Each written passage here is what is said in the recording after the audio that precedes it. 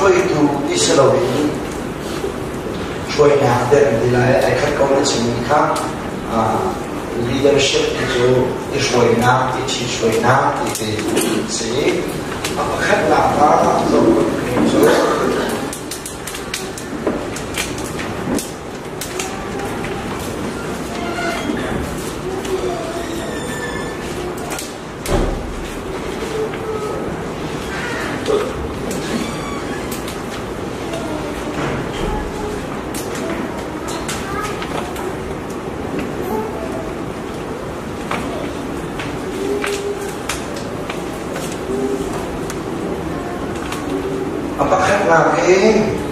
zohchunhawk mishwai dihi zaina si dihi kalau kandung dikasih memang macam siapa what is leadership mishwai ichi shwai dihi zaina si dihi sebelum bisa tapi macam betul lah mishwai leadership di zaida serwa ya narwa leadership tu zaida se leadership tu kita mishwai dah mau kata hoina je leadership tu zaida se mishwai tu sepong hoina mishwai di zaida kita si Tuan leader nasi teka zaidan na tuak ni hisi zaidan na itin misi ni na shway ni teka shway tu dia kan nanti teka zaidan na tuak ni hisi na fian ko na hatin cha letaman siya chung letaman zai dese letaman chu zung thiam ni ke de letama insan sedih mana letama hai gitu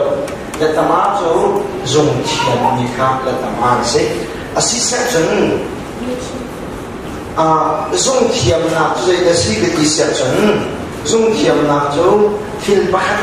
kah ning ten ape kita kau tu ke kau tela ning ten ape kita tu ke jadi nanti letama zohchunhawk nanti ha asisa jen Hruaitu ishway na dihi zaina asirwa dengan ruang nah dia oh mi lu na zai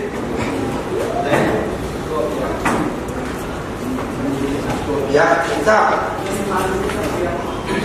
lamban zai musa jen ada ya tomna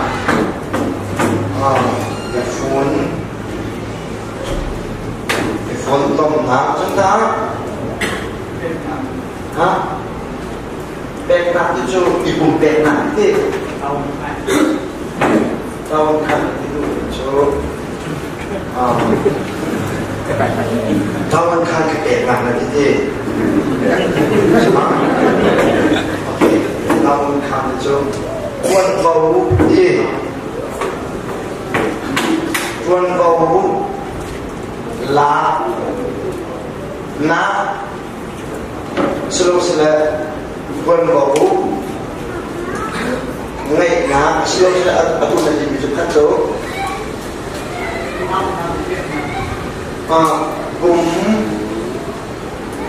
pe na khap chúng ta đang chúng này sử dụng gì hả mấy sử dụng thế rồi cho khá trong những cái vấn đề này mi tu na atwa tu he mi zai dan se mi tu na atwa tu he mi zai dan se atan pi tuin valeng chu mi tu na atwa kan ton tu mi zai dan se ha awa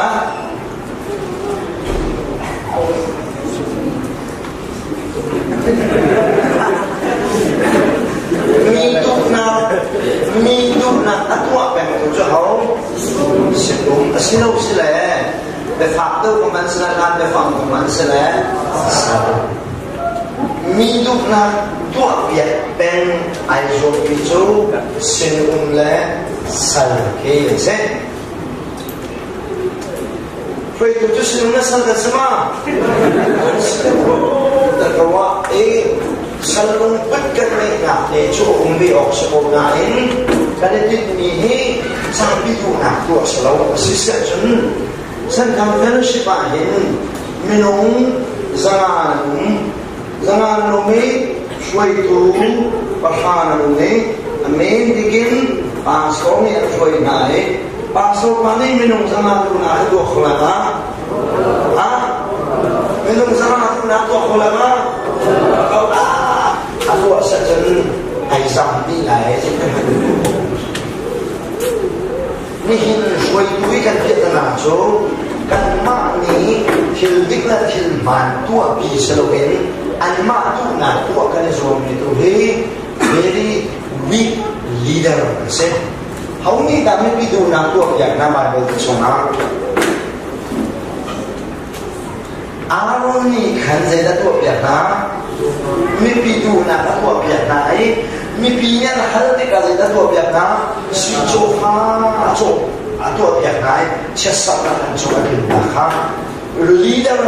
ni saya tua mi tu na tua biasa sih jadi leader he mi tu na tua tu sen sal jadi mana kan selalu Hello ni mana tu kisah lamban musak tu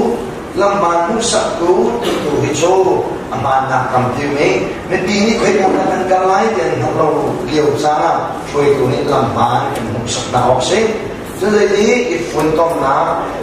Hruaitu ni cuma bihi ada fun tom kau na haling sa alam apa pun ada cawn pihak kau sedih tu ttuan kau kasih disong ttuan kau sih chân tuân ngôn ngày cái gì đi mất đi khơi chỗ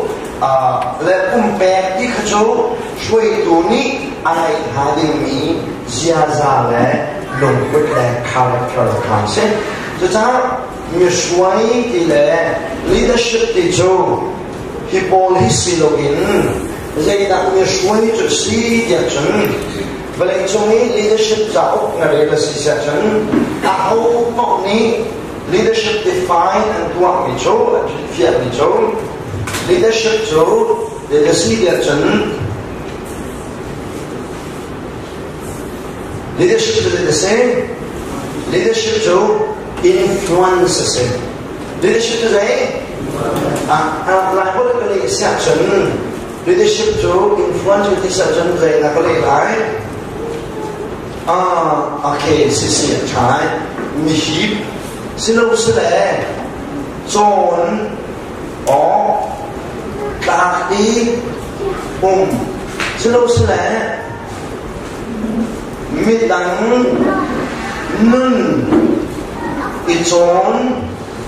cawn khawh nạc để thế này không phải cái rồi ta phải đúng mi suy nạc cho Midang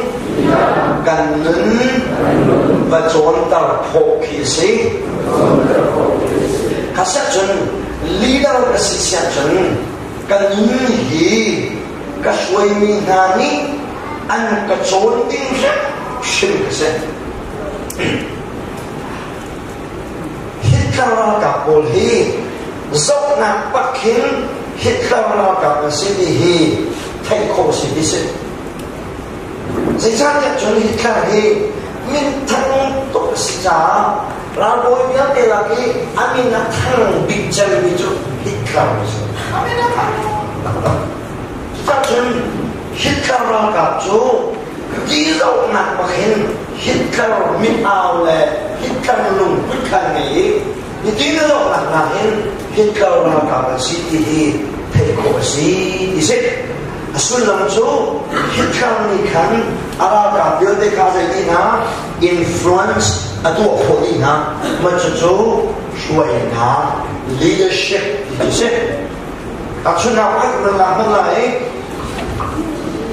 lại khang ấy cũng lóc lại ngàn số và tôi sẽ chơi lúc tê group ball kê sẽ chơi lúc tê bắt hùng kê thế rồi là cũng lóc nặng nào trong vì là các bạn thật số mi influence and thuộc không lại chú mi influence and thuộc không nào cái gần lạc lạc cái đủ hình số nào là cái tiền ấy nào là cái tiền kia ra là mấy tập đi nào còn trong group ấy rằng hình thùng mắc là vô cho anh ca nạc có bao giờ là vậy này anh rằng chúng ta đây là set lại để cho mình Bible để set lại anh về đây thằng cái đơn phone cái nào cái visa này vậy Bible khen chú chia nó chăng mà khắc căn vào cái đây cả Bible bay là giải bay ha influence quá thì này không chịu bay thành lối trong Bible hè cái pastor cùng phải cái chỗ này evangelist là chú cùng quân cái chỗ này chú thông tháp chú cái cùng sao mình không xin làm cho bắt đầu xin làm mình không xin làm mình không xin làm cho experience này bác hành nhà cái sản品là chú cái khi phục vụ ruột ini cáiที่đạo là cho Bible apple chỉ xây dựng mà làm cái đâu ông chỉ muốn cái thiệt số là cái section Bible phát thì cái này là cảm nghĩ là cái cảm thật đấy mình tin cái đó là có cái sao mà cái thiệt số là cái mà đi bắt thùng khâu châu ready để cùng bạn khi phục vụ mình tin sử dụng cái cảm mình tin sử dụng không chịu đi là ready cùng bạn là cái Bible không có cái section cái chuyện gì thì có thể khởi sự là cái lúc nhá cái thiệt số section ready để cùng cái nói anh em ra cái bên dây cái mà là ra lên Bible để bằng lâu cái lô nào có một số giải quyết không có xét cái chúng tôi thì số dây nào có làm để cho anh vừa lên bà lên đi Bible khá ra lên đấy bèn đi ra lên đấy bèn mình tụi bên không đi ra lên đấy về anh nào lên buồn kia để khán giả lên đấy để khán cả đây là đều là đấy ra lên đấy thằng này mà khá influence and ttuan ngah với làm cái đồ như thế, cho nên Bible sẽ nói principle sẽ chỉ cùng xây cái đồ này, cho Bible sẽ nói cho trang cái này principle là quan trọng cần phải là hệ san ngày nay hiện nay hành vi thực tế trong phạm vi này trang cái đất sức là hệ san cài đầu mì ăn lâu kiểu đặc sắc đi chú cha có chức năng liệu hoặc chân anh ấy ngay số số của nó có để nói bọn này Bible sẽ nên muốn suốt cái cả Bible cha anh lạc ning sao mà anh tuột ning cái bác design bác cái mà không lâu ấy cũng là một sinh trong rồi chúng tôi sẽ tạo bác sinh theo cái chân nó có suốt thì anh thì in cho là sao đó alo dia sinh hoạt trong cuộc sống mini and công khai chấp nhận thế là cái tuồng gì để cho Bible cha sao mà cái lạc này influence cái tuồng ha không cái chuyện này mà thiệt điên cái chuyện này influence cái tuồng ha cho nên cái học mình là cái nên cái chỗ mình cho thế là gì để cho leadership thì cho nên mà lưu hình in cái cycle này bi niệm bi bia hadi cái gì tôi cũng thấy ý cũng thấy ngài văn sống và cho bạn cho tôi thấy thoáng thẳng chung cố ấy khán giả liệu ấy anh cho bạn nói liệu ấy xem thì là cái là cái gì cái xem chắc cô đi hiện anh rất là khó cho cô hết mà có xem cho mình nghĩ nó biển vững chỉ làm khăn vững ấy này hay sang vững này cần sai cái này chọc này cái xem chắc cô đi sai cái này chọc để tầm để mình hà đi đó sao cái gì không và hàng này chọc sao và hàng này chọc sao đi rồi chỗ cái sai cái gì mình kia cái đấy cho đi cái gì xem cái linh suy khó khó của mình cái chân nó xì xả chân cái phá này hi anh đi chim lại bắt cái chân thì cái suy trả các bạn xem đây có lại upat bị khi nuôi xí cái thế ba bắt khát đâu cũng thế trả cái đi là cái này trả cái thế nu bắt khát chán nu bắt khát ba bắt khát thế cả thì upat bị khi trả thì nu sẽ để chán thì nu trả là thì nu trả anh nào sẽ trả lại phẳng sẽ anh vẫn đi học là cái phù nào để mình đi cái sống khổ đi nó khi anh nào giống như cái khi giống như cái nào thì là sang đi đến cái sống khổ là hai tiếng giá lại là cái gì phù nào để làm áo cái khi cái đặt ra thì phù nào thì nu hiện nhiên bị cái sự trả nào để làm áo thì nào nào đặt ra dia kan yang cukup khair apa ni kisah mati kan benai taban acana kata tibe umihin kenapa kami nak kami kita nak dua lagi kisah kenapa kami kata tibe dengan kami awak tu kata dia tu dia kat umi kan luai tin kat tu belau cak kata dia Allah kalau tu belau kata dia sebenarnya ni kata kan dia lagi ani taban dia hilang dia taban nanau unau kata anu ni Cung jadi kita udah cara mana papa ya cái này hiện cái đồ bê ya anh cái anh nhìn gì anh nhìn xem bên này cái này azak itu siap cái đồ bê cái anh bang bên này thấy một misi bên đây thì vẫn vẫn chịu lo sao đâu cha misi bên này anh bang có cái gì sống ăn mãi rồi cái anh bang nó chết là cái gì đấy anh chủ yếu về cái gì à cái程度就第一个从我考给你熬那些跟帮咁台灣嘅人anh cần sao biết tuổi lên tuần tú khi phục vụ chung giống như thế anh em không sẽ anh đi đến đâu nào thì cái đồ tê thì anh em anh ảo chiều ha cho nên anh khá là ổn với vấn đề cái mặt tay nó trong làm việc để khi phục vụ cô lấy phạt vấn đề trả lại cũng vậy xí mà tôi chỉ thấy ổn mất cho chú dạy được xí cái chuyện cần family lifestyle cả Midang cái gì na cần shop này influence cái đó na à chỉ là tha leadership thì hi chú cho hi mà lâu hi mà đi sẽ số cái gì đó mình nên bác Midang ra shop hi leadership thì chú gì thì chú này tiếng dạy na leadership mình phải suy được chứ ai tôi làm cái chuyện đó mà tin đi học sao mà tin đi học gì đi xong cho các xã sẽ về ngay leadership mình suy tất tất đi rồi mình đang dạy đi influence tu anh sinh mình đang influence tu đi rồi mình cái nưng cái chọn nó sẽ thì mình suy cho sinh mình cái nưng cái chọn nó sẽ thì suy tu đi cái này tiếp nhiều sự trả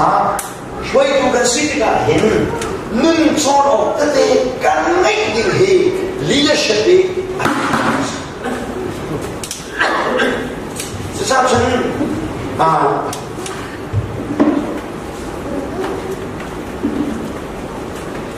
kan chil shukin kan bensimin kan saman tuain kan family life nupi kan topingin Mali kan upat haningin chung khawh kan saming say zong vial ni khi phục vụ cho đi zohchunhawk baki na khawh leader na si chu si na sa chi afia loma leader chu tua ha ki si da zohchunhawk kate mi nun dawh akin on he leadership na chu si na sa chi ni se to ta chung ba so to leader man se de kon la ki fa bu chome au mi ya de na leader kan si cha chu leadership atwan na ke ata ko chu kanuna hen me bi ni zai dal an ka chom be pa mo ti kha leader ni akol tu se la shoi ke chu sia chen na chen shok na kon ai kun bi chu na dir de ka mi ka chon biak lo na ti yo khan la shoi ni si cha zai na to mi na chon biak na som nei ni kha teaching na som kai ka na sia di na lu khe ai ao lai ao kong ni na tau dang ni zo kha teaching chon biak ko as leader ti so an kan zo ni an kan zo lo kan ti yo ai an la kan zo sia an la kan ni sia chu kan ni ni kha kan ni kha an ti chon chu kan ni an ni chon ni chu leader ne kan tu apong ni leadership to si he asin you see jadi asi section kan thil shu kan puan ai kan bitsin kan lu pi le kan pe kai ing ha yang en ran rin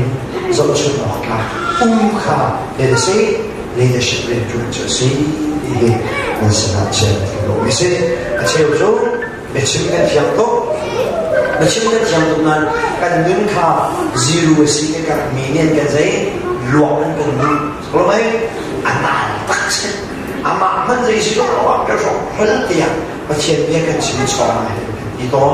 thà sao cái bẹt còn mình làm số quân biết chung ý nên cái hụt mì cái mạng cái slow cái xin hát nên qua chân cái gì nó lạc lảo lo cái xin nên là dia Bipesena, zohchunhawk, kan nulong ay tatekan, at tatekan ni ka, betsena dumi, cheo na, cheo ka tanin sa mga sumlang ka na cheo. Kako macam ni ka, cheo ka na sa mga cheo ka. At kung juga ima kong cemdan sila ka mga cinta, ka mga cheo ka. Kasi, kan kadot ning le, fanula ka pa, tlak na ning cái kilven na ning le kan in chung khol kha ni kan nu ni te kha na to ken kum tam bi chung ka rian tuan ni hi long king sport ala ka pe lo bui kan in chung khol kha ala no nuam la ke ka sa siam po hi ke chung khol kha ko lo sima leadership tuan hi ke ka na thok la ja chun in chung khol kha ken chata na do bila na fa le kha na Hruaitu na si section you are a good leader see na bila na fa le na influence na to ko na lo chen you are not a good leader see e se ma cha ko kan no ni ta te kha mi cha an se na chi no mi cha ko chung ko hi ni ka chin cha ke be na ka le di na ka khen di chang ko be ya de anak kakek cicak kau cakap ya kesana ini susah leader kan tuan nak le midang influence kan tuan nak kan lebih le zong influence kan tuan nak opsi kan fala zong influence kan tuan nak opsi na lebih na fala influence kan tuan di dua na member ka influence kan tuan nak opsi na karena kita influence tuan ni mesti opsi cucu leader ni tuan ini leadership murum cuci ini mensangat cewek.